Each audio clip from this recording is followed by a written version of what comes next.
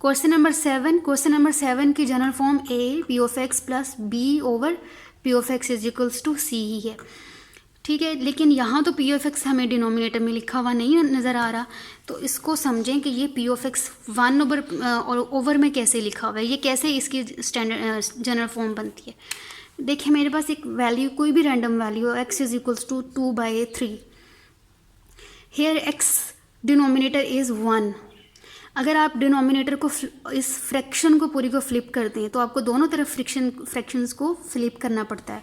तो आप इसको लिखें 1/x, ये वाली फ्रैक्शन फ्लिप होगी, x/1 था तो इसको मैंने लिख दिया 1/x। इसी तरह यहाँ भी फ्लिप करना पड़ेगा, ये बन जाएगा 3/2, ठीक है। तो यहाँ फ्रैक्शन है x ओवर x माइनस 3। इसको मैं लेट करूँगी, this is equals to y। हमारे पास फर्स्ट टर्म है जो कि p ऑफ x है, this is x over x minus 3। इसको हम सपोज करते हैं इज इक्वल्स टू y। अब इसको अगर आप फ्लिप करें, y के डिनोमिनेटर में भी 1 है, y के डिनोमिनेटर में है 1। अगर हम इसको फ्लिप करें तो क्या बनेगा, ये y 1 over y 1/y। Similarly right side की फ्रैक्शन को भी हमें फ्लिप करना पड़ेगा, ये बन जाएगा x माइनस 3 ओवर x। तो यहाँ p ऑफ x किस तरह है, इसको थोड़ा सा मैं अगर चेंज करके लिखूँ अगर, तो 1/p ऑफ x ऐसे भी लिखा जा सकता है। तो यहाँ ऐसे ही लिखा हुआ है 1/p ऑफ x, यहाँ क्या है 1/p of x is equals to x minus 3/x। तो अब आपको समझ आ गया कि ये इसकी स्टैंडर्ड जनरल फॉर्म कैसे है। तो ये y है और ये y का ओपोजिट यानी 1/y है। ओके, सपोज हमने कर लिया, let this is equals to y and 1/y would be equals to this. अब ये वैल्यूज़ यहाँ पुट कर दें तो ये बन जाएगा y plus 4y is equals to 4। Okay, ये 4 नहीं आएगा, यहाँ लिखेंगे ना x माइनस 3/x, तो x माइनस 3/x की वैल्यू 1/y, तो ये बनेगा 4/y। डिनोमिनेटर को रिमूव करने के लिए y से मल्टीप्लाई करना पड़ेगा। यहाँ डिनोमिनेटर है ना, इसको रिमूव करने के लिए पूरी इक्वेशन को अगर हम y से मल्टीप्लाई कर दें तो इक्वेशन बन जाएगी ऐसे, y, ये है y मल्टीप्लाई हो रहा है पूरी इक्वेशन के साथ, 4 over y is equals to 4। अब देखें, this y multiply by this, it will become y square plus 4 over y multiply by y is equals to 4 into y। ये y और ये y कैंसिल और हमारे पास है y square is equals y square plus 4 is equals to 4y। Rearrange करेंगे इस equation को तो ये बन जाएगी y square minus 4y plus 4 is equals to 0। तो ये हमने क्वाड्रेटिक इक्वेशन बना ली इन टर्म्स ऑफ y। इसको सॉल्व करने के लिए वही हमारे पास 3 मेथड्स हैं, बाय फैक्टराइजेशन और बाय क्वाड्रेटिक फॉर्मूला और बाय कंप्लीटिंग स्क्वायर मेथड। तो इसको हम करते हैं फैक्टराइज। अब 2 पेयर देखने हैं हमने जिसको हम मिडिल टर्म की जगह पर लिखें। So y square first term as it is और last term as it is equals to 0। 2 numbers ऐसे जिनको मल्टीप्लाई करें तो क्या आना चाहिए, 1 और 4, यानी ए सी क्या है, a की वैल्यू 1 और c की वैल्यू 4। a क्या होता है कोफिशिएंट ऑफ x स्क्वायर और c कांस्टेंट टर्म, ये है कांस्टेंट टर्म। 4 आना चाहिए। 2 नंबर्स ऐसे जिनको मल्टीप्लाई करें तो 4, तो 1 पेयर बनता है 1 एंड 4, सेकेंड पेयर बनता है 2 एंड 2, ठीक है। तो अब देखें कौन सा पेयर हम ले सकते हैं कि हमारे पास आंसर आए -4। ओके, अगर हम फर्स्ट पेयर लेते हैं 4 प्लस का 4 ले लें और प्लस का 4 ले लें, प्लस करने से आंसर आ जाएगा 5, मल्टीप्लाई करने से तो 4 आता है, ठीक है। अगर इनको -4 और -1 लिखें तो वो आंसर आएगा -5। तो ये पेयर मल्टीप्लिकेशन से तो ठीक है, लेकिन जब इनको प्लस या माइनस करते हैं तो क्या आना चाहिए, मिडिल टर्म है हमारे पास -4, 4 नहीं आता, ये +5 आता है और -5 आता है। So this pair is rejected. Second pair देखें 2 × 2 4, इन दोनों को प्लस करें तो +4 आता है, इन दोनों के साइन चेंज कर दें, -2 and -2, answer will be -4। So second pair हमको चूज़ करेंगे और इसको हम मिडिल टर्म को सेपरेट करने में लिखेंगे। वाई स्क्वायर फर्स्ट -2 और वेरिएबल है y, दूसरा नंबर भी -2y। अब इन दोनों टर्म्स के हम बना लेंगे ये दोनों टर्म का एक ग्रुप, और इन दोनों टर्म में क्या कॉमन है, y इंटू ये y एक कॉमन और एक y इधर रह जाएगा, -2 और ये y कॉमन आ गया तो यहाँ y नहीं आएगा, माइनस। अब इसको देखें, इसको समझिए, -2y + 4, माइनस कॉमन लूँ मैं अगर तो ये सारी टर्म्स चेंज हो जाएंगी, इनके साइन माइनस वाली प्लस में चेंज हो जाएगी और प्लस वाली टर्म माइनस में चेंज हो जाएगी, 2y और 4 एज इट इज़। अब इन दोनों टर्म्स में 2 और ये 4 को हम कैसे लिख सकते हैं, 4 कैन बी रिटन एज 2 × 2। तो अब इन दोनों टर्म्स में क्या कॉमन है, 2 कॉमन है, ठीक है। तो अब हम इसमें से कॉमन ले रहे हैं 2, इसको मैं अगेन 4 लिख रही हूँ, -2 भी कॉमन, प्लस साइन लिखने की ज़रूरत नहीं है हमें, ये अंडरस्टूड है। 2 कॉमन तो यहाँ 2 1s are 2, तो 1 भी लिखने की ज़रूरत नहीं है, वेरिएबल लिखेंगे which is y, negative sign तो यहाँ था 2 × 2, इसका मतलब एक 2 कॉमन और एक 2 रिमेनिंग। तो इस तरह से हमने इसको सॉल्व कर लेना है। तो क्या आएगा हमारे पास आंसर फाइनली, -2 × y -2। तो यहाँ लिखेंगे हम -2 × y -2, ये ब्रैकेट वाले जो टर्म है और ये दोनों सेम है, इसका मतलब है फैक्टराइजेशन इज़ करेक्ट। अब नेक्स्ट स्टेप में हम y -2 इसका स्केयर लिख देंगे, क्योंकि ये और जो नया पेयर हम बनाएंगे, फैक्टर बनाएंगे y -2, और ये ब्रैकेट के अंदर भी लिखा हुआ है y -2 = 0, और इसको आप लिख सकते हैं y -2 स्केयर, यानी it is 2 times. So we have written here, brackets add हो, पावर्स ऐड हो जाती हैं ना जब ये नीचे वाली बेस सेम हो, तो उसके अकॉर्डिंग y -2 होल स्केयर आ गया = 0।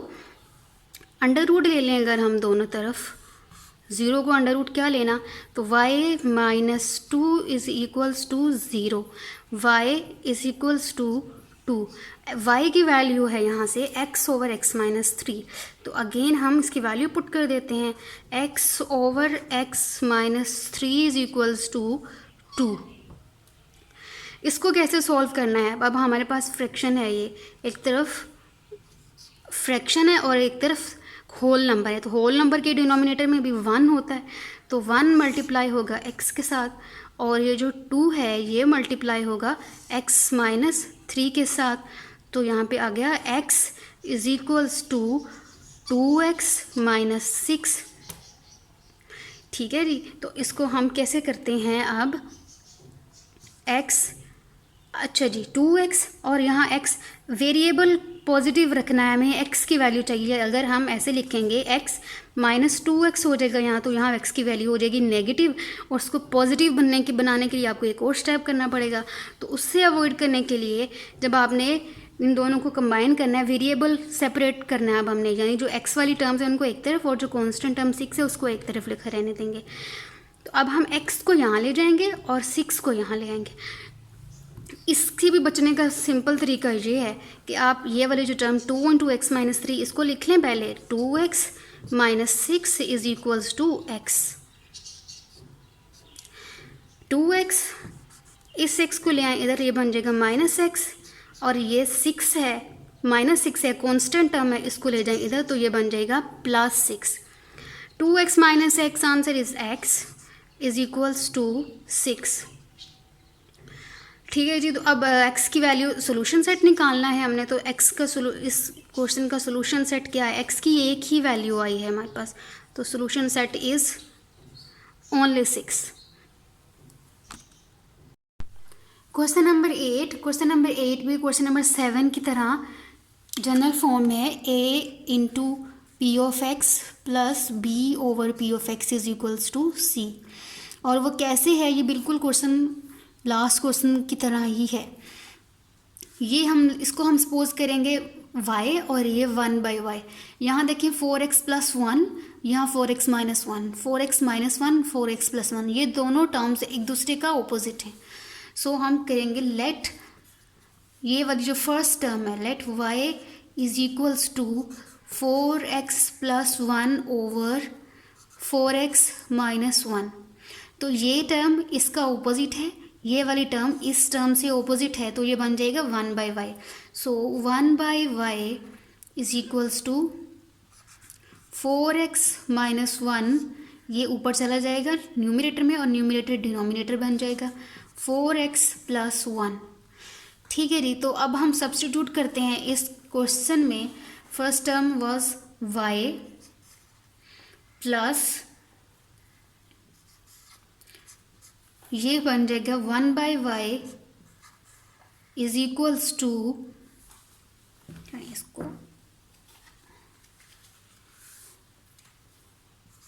y plus 1/y is equals to, अब यहाँ मिक्स्ड फ्रैक्शन है, मिक्स्ड फ्रैक्शन को कैसे सॉल्व करना है, 6 को 2 से मल्टीप्लाई करें 12 और 12 में 1 ऐड कर दें 13, तो ये है 2 होल 1/6। तो मिक्स फ्रैक्शन से इसको सिंपल फ्रैक्शन में कन्वर्ट करेंगे, ये बन जाएगा 13/6।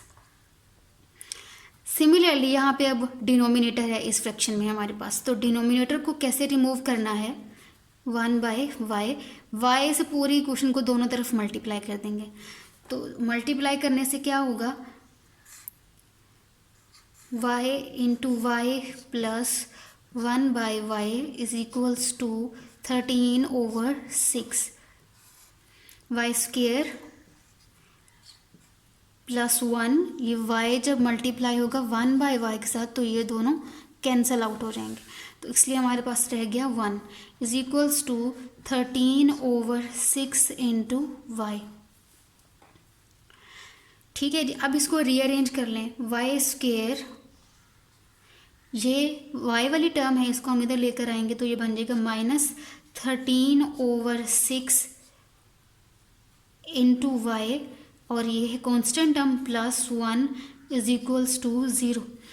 अभी भी हमें सेकेंड टर्म मिडल टर्म में डिनोमिनेटर है, तो इसको रिमूव करेंगे जैसे हमने इस मिडल टर्म में वो डिनोमिनेटर को रिमूव किया था। यहाँ भी मिडल टर्म थी और इसका डिनोमिनेटर था, यहाँ भी मिडल टर्म है और उसका डिनोमिनेटर है, तो जो डिनोमिनेटर वाला नंबर है उससे पूरी इक्वेशन को मल्टीप्लाई करा देंगे, तो ये इक्वेशन बन जाएगी 6y स्क्वेयर। इसी तरह जिस तरह हमने इस इक्वेशन को y से मल्टीप्लाई किया, इसी तरह इस इक्वेशन को भी हम 6 से मल्टीप्लाई करवा देंगे। तो मल्टीप्लाई करवाने के बाद सिंप्लीफिकेशन बनती है 6y स्क्वेयर माइनस साइन 6 से कैंसिल, आंसर इज 13y, और यहाँ 6 1 से मल्टीप्लाई हो गए प्लस 6 इज इक्वल्स टू 0। ठीक है जी। नेक्स्ट स्टेप, ये अब क्वाड्रेटिक इक्वेशन बन चुकी है, इसको हमने रिड्यूस कर लिया है क्वाड्रेटिक इक्वेशन में। नेक्स्ट स्टेप इज़ हम इसको फैक्टराइजेशन से सॉल्व करें या किसी भी दूसरे तरीके से, तो हम इसको करते हैं यहाँ फैक्टराइजेशन। तो देखें, जहाँ फैक्टराइजेशन सिंपल नंबर होते हैं, जहाँ AC बहुत छोटी वैल्यू होता है, तो वहाँ फैक्टराइजेशन करना बहुत ईजी होता है। यहाँ देखें, अब फैक्टराइजेशन करने के लिए AC की वैल्यू है 36, A की वैल्यू भी 6 और C की वैल्यू भी 6, और जो दो नंबर हों उनको मल्टीप्लाई करने से 36 आए और उनको प्लस या माइनस करने से -13 आए। अब इस तरह के जब बड़ा नंबर आ जाता है ना, उसके लिए एक मैं ट्रिक यूज़ करती हूँ फैक्टर्स फाइंड करने के लिए। इस क्वेश्चन की फैक्टराइजेशन के लिए AC है 36 और B की वैल्यू है 13, यानी दो ऐसे नंबर लिखने हैं, मल्टीप्लाई करने से उनको 36 आए, प्लस और माइनस करने से 13 आए। तो 36 कैसे बनता है, 6 और 6 से बनता है, लेकिन 6 और 6 को प्लस या माइनस करने से 13 नहीं आता। तो ऐसे नंबर जब बड़ा नंबर आ जाए, कन्फ्यूजन वाला नंबर आ जाए, तो फिर मैं एक ट्रिक यूज़ करती हूँ जो मैंने आपके साथ अपने चैनल पे शेयर किया है, आप उसको जाके देख सकते हैं। तो यहाँ मैं इसके थ्रू ही इसके फैक्टर्स निकालूंगी कि कौन से दो ऐसे नंबर हैं जिनको मल्टीप्लाई करने से 36 आए। 36 स्मॉलेस्ट नंबर 2 पे डिविजिबल है, 2 1 एंड 2 8, यानी कि 2 एक पेयर हमें यहाँ से मिला, 2 18 36। अब मैं यहाँ पेयर लिख रही हूँ, 2 और 18, लेकिन इनको आंसर आता है 36, लेकिन बी नहीं आता। ठीक है, ये तो ठीक है, लेकिन बी नहीं आता हमारे पास। बी क्या आना चाहिए? 13। ओके, ये क्या हम ये पेयर यूज़ कर सकते हैं? नहीं, बी हमारे पास नहीं बनता इस पेयर से, तो इसलिए हम ये पेयर यूज़ नहीं करेंगे। ठीक, तो ये पेयर हो गया रिजेक्ट। ठीक है, 18 और 2 और 18 हम पेयर यूज़ नहीं करेंगे। सेकंड देखें, अब इसको आप फर्दर सॉल्व करें, फिर भी ये 2 पे जाएगा। 2 9 ज़ा 18, सेकंड पेयर हमें यहाँ से मिलेगा। अब 2 और 18 को कर दें आप कैंसिल। 2 9 ज़ा 18 होता है, 2 9 ज़ा 36 नहीं होता। तो इस नंबर को इस नंबर से कर दें मल्टीप्लाई, ये 2 इससे हो जाएगा मल्टीप्लाई, तो आपके पास फिर क्या रह जाएगा? 2 इंटू 2, ये वाला 2 मल्टीप्लाई हो गया है इस 2 के साथ, और आंसर क्या आ गया? 4। ठीक है, अब इसको भी ख़त्म कर दें, क्योंकि हमने इसका मल्टीप्लाई करके आंसर लिख दिया है 4। 4 9 ज़ा 36 होता है। ठीक है, अब समझ आया कि मैंने इस 2 और 2 को कैंसिल क्यों कर दिया, कि इसकी जगह हमने इसका नंबर लिख दिया 4, एंड 4 9 ज़ा 36। अब हमें दूसरा पेयर मिला 4 एंड 9, इसको भी आंसर आता है 36। तो क्या इनको प्लस और माइनस करने से 13 आ जाता है हमारे पास? हाँ जी, बिल्कुल आ जाता है। 9 में अगर आप 4 ऐड करें तो आंसर क्या है? 36। तो ये एक पेयर है हमारे पास जिसको हम यूज़ कर सकते हैं इसके लिए। तो इस तरह से आप कोई भी जितना भी बड़ा नंबर हो AC की जगह, आप उसको स्प्लिट करने के लिए ट्रिक के थ्रू इजीली आप वो नंबर फाइंड कर सकते हैं। तो अब हम सॉल्व करते हैं इसको। 2 पेयर हमारे पास कौन से हैं? 4 and the second number is 9। तो फर्स्ट और last term as it is लिखेंगे, विच इज़ 6y², और लास्ट टर्म है +6 इज इक्वल्स टू 0 प्लस, अच्छा जी, नेगेटिव 13 चाहिए तो हम लिखेंगे -4y और माइनस ही 9y, तभी हमें ये बना देगा हमारे पास -13y। फर्स्ट टू नंबर्स एक ग्रुप बनाएंगे और लास्ट 2 टर्म्स दूसरा ग्रुप बना देंगे। इन दोनों में से हम क्या कॉमन ले सकते हैं? 6 को लिखा जा सकता है 2 इंटू 3y² -4 को लिखा जा सकता है 2 इंटू 2y, और कॉमन क्या क्या लेंगे हम? ये 2 कॉमन ले सकते हैं और y कॉमन ले सकते हैं, y यहाँ भी है तो 2y कॉमन, और यहाँ से y² था, y² को आप ओपन करके लिखते हैं तो 3 और y 3y, नेगेटिव साइन -2, बस ये भी कैंसिल और ये भी कैंसिल होते। 2y कॉमन लेने से ब्रैकेट में हमारे पास एक फैक्टर बनता है 3y -2, उसको मैं यहाँ लिख रही हूँ 3y -2। अब इन दोनों टर्म्स को देखें, -9y + 6, इसमें से फर्स्ट ऑफ ऑल तो आप माइनस कॉमन ले लें, माइनस कॉमन तो ये साइन बन जाएगा प्लस और ये साइन बन जाएगा माइनस। 9y और 6 एज इट इज़। अब इन दोनों में क्या कॉमन है? 9 को आप कैसे लिख सकते हैं? 9 को लिखा जा सकता है 3 इंटू 3, और इस 6 को लिखा जा सकता है 2 इंटू 3। तो क्या कॉमन आ रहा है? 3 भी कॉमन ले ली, माइनस तो ऑलरेडी कॉमन है, 3 भी कॉमन ले लिया, ब्रैकेट 3y माइनस और ये 2। तो अब ब्रैकेट के अंदर हम लिखेंगे -3 और इन साइड द ब्रैकेट आएगा, यही टर्म बन गई है हमारे पास। तो इसका मतलब है फैक्टराइजेशन ठीक है। 3y -2 is equals to 0। Factorisation हमने कर ली है कंप्लीट। नेक्स्ट स्टेप में हम फैक्टर्स कंबाइन करके लिख देंगे। 2y -3 ये एक फैक्टर, और सेकंड फैक्टर बना हुआ है 3y -2 इज इक्वल टू 0। ठीक है जी। अब यहाँ से हम y की वैल्यूज़ निकालते हैं। 2y -3 is equals to 0 and 3y -2 is equals to 0। 2y is equals to 3 और y की वैल्यू यहाँ से हम निकालेंगे 3/2। Similarly here 3y is equals to 2 और y की वैल्यू यहाँ से निकलेगी 2/3। अब अगेन क्वेश्चन है हमारे पास x वेरिएबल में और हमारा आंसर आया है y वेरिएबल में। तो इसको कन्वर्ट करना है हमने अगेन x वाले वेरिएबल में। तो y की वैल्यू रिप्लेस कर देंगे। y की वैल्यू है 4x + 1 ओवर 4x - 1। तो इसको कहें equation number 1 and this is equation number 2। Equation number 1 और 2 फ्रॉम 1, इक्वेशन नंबर 1 के लिए y = 4x + 1 over 4x - 1 = 3/2। Cross multiply करेंगे अब हम यहाँ से क्रॉस मल्टीप्लाई करने के बाद हम इसको सिंप्लीफाई करते हैं। 2 मल्टीप्लाई होगा न्यूमिनेटर के साथ और 3 डिनोमिनेटर के साथ। तो 3 × 4x - 1 = 2 × 4x + 1, 12x - 3, similarly 8x + 2। यहाँ से हम वेरिएबल्स को सेपरेट करेंगे। 12x और 8x को भी हम यहाँ शिफ्ट करेंगे। आंसर इज़ -8x = 2 और ये कांस्टेंट टर्म है -3 यहाँ जाकर बनेगी +3 और यहाँ +2। सब्ट्रैक्ट करेंगे, answer is 4x and add करेंगे तो आंसर इज़ 5। x की वैल्यू है आपके पास 5/4। ठीक है जी। इक्वेशन नंबर 2 को भी हम सॉल्व करेंगे। फॉर इक्वेशन नंबर 2 इसको थोड़ा सेट करके लिख लेते हैं। 2/3 this is equation number 2। Equation number 2 को सॉल्व करते हैं अब। y = 2/3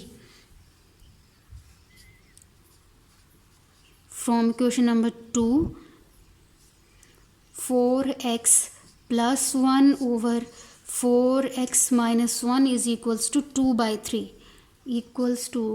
2/3 अगेन क्रॉस मल्टीप्लाई करेंगे। क्रॉस मल्टीप्लाई करने से हम इसको लिखेंगे 3 मल्टीप्लाई होगा 3 × 4x + 1 = 2 × 4x - 1, 12x + 3 8x - 2, 12x 8x को शिफ्ट करेंगे -8x = -2 और ये +3 यहाँ जाकर -3। अगेन सब्ट्रैक्ट करने से आंसर आता है 4x और यहाँ भी 5 आता है but with negative sign. So x की वैल्यू है आपके पास -5/4। Solution set is +5/4, -5/4. So this is our answer.